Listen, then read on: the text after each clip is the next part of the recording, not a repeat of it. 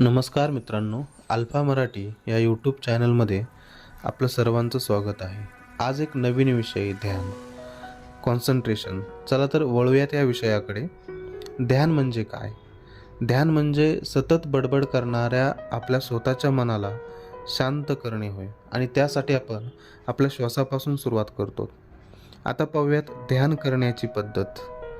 डोळे बंद करून आपल्या नैसर्गिक श्वासाबरोबर ध्यान करणं केव्हाही चांगलं. ध्यान आपल्या मनातील अस्वस्थ कंपनी शांत करते, ज्यामुळे आपल्याला आत्मशक्ती मिळते, आपल्या शरीरातील ऊर्जा जपली जाते. ह्या आत्मशक्ती आणि ऊर्जेमुळे आपल्याला चांगले आरोग्य, मनशांती लाभते. आता पाहूयात ध्यानाचे फायदे. मुळात ध्यान हे आपल्या शारीरिक आरोग्याचे फळ आहे आणि आध्यात्मिक स्वास्थ्याचे ते मूळ आहे.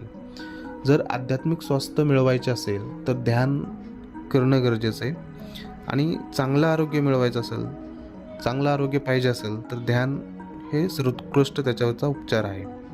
तर ध्यान केल्यामुळे आपण बऱ्याच शारीरिक पीडांमधून ताबडतोब बरे होतो. हा एक त्याचा फायदा आहे. सर्व आजार बरे करण्याचा ध्यान हा एक मार्ग आहे.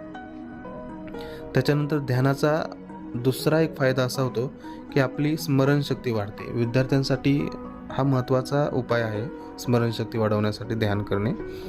ध्यानातून मिळवलेली भरपूर आध्यात्मिक ऊर्जा आपल्या मेंदूला उत्तम प्रकारे जास्तीत जास्त क्षमतेने कार्य करण्यास प्रवृत्त करत असते, आणि त्यामुळे आपली स्मरणशक्ती वाढते. म्हणजे ध्यानाने स्मरणशक्ती जबरदस्त वाढते.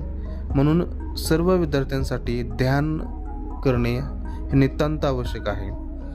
शाळा आणि विद्यापीठ या दोन्ही पातळ्यांवरती जर विद्यार्थ्यांनी ध्यानधारणा केली तर त्यांची स्मरणशक्ती अफाट वाढते.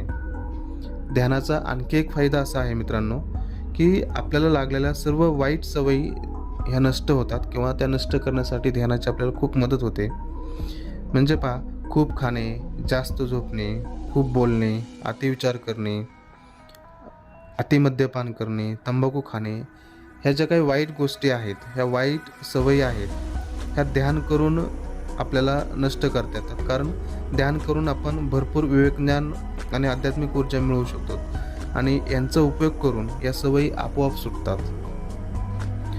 ध्यानाचा आणखी एक फायदा असा आहे की आपलं मन आनंदी होते. कोणत्याही व्यक्तीसाठी आयुष्य हे पराभव, अपमान, वेदना यांनी पूर्ण भरलेलं असतं.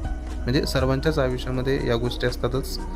तथापि आध्यात्मिक ज्ञान, आध्यात्मिक ऊर्जा प्राप्त केलेल्या व्यक्तींचे जीवन हे सर्व पराभव, अपमान आणि वेदना असूनही नेहमी शांत राहतात. म्हणजे जे व्यक्ती नेहमी ध्यान करतात ते या पराभवाने, अपमानाने खचून जात नाहीत. ते नेहमी शांत राहतात, म्हणजे आनंदी राहतात. कारण ध्यान केल्यामुळे त्यांची जी आध्यात्मिक ऊर्जा आहे, किंवा जी अंतर्गत ऊर्जा आहे ती वाढलेली असते. ध्यानाचा आणखी एक फायदा म्हणजे आपली कार्यक्षमता वाढते.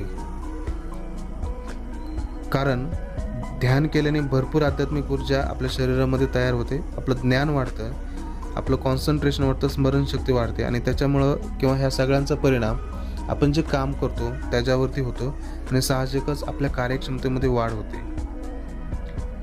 ध्यान केल्यामुळे आपण जी झोप घेतो, आपले जे झोपेचे तास आहेत ते कमी होतात.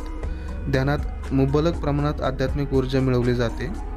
त्या मानाने झोपेत फक्त काही अंश कमी ऊर्जा मिळते. शरीराला मिळणारी विश्रांती आणि मनास मिळणारी ऊर्जा यांचा विचार करता अर्ध्या तासाचे सखोल ज्ञान हे 6 तासांच्या झोपेबरोबरचे असते. बघा, ध्यानाचा आणखी एक फायदा असा होतो की आपले जे नातेसंबंध होतात ते दर्जेदार बनतात. कारण ध्यान केल्याने आध्यात्मिक विवेकज्ञानाची कमतरता ही आपली भरून येते, आणि आपलं आध्यात्मिक विवेकज्ञान जागृत झालं की जे आपले नातेसंबंध आहेत ते आपोआपच बळकट होतात, दर्जेदार होतात. ध्यान केल्याने आणखी एक फायदा होतो, आपली विचारशक्ती वाढते. आपल्या जीवनाचा उद्देश काय आहे तो आपल्याला समजून जातो. आणि ध्यान का करावे तर ध्यानामध्ये काय ताकद आहे, सामूहिक ध्यान साधनेचे महत्त्व काय आहे. जेव्हा 100 लोक एकत्रित साधना करतात, ध्यान करतात, तेव्हा त्यांच्या लहरी जवळजवळ मित्रांनो 5 किलोमीटरपर्यंत पसरतात, आणि त्या परिसरामध्ये जी नकारात्मकता असते त्या नष्ट करून टाकतात, आणि सकारात्मक म्हणजे पॉझिटिव्हिटी तिथं तयार करतात त्या. धन्यवाद मित्रांनो.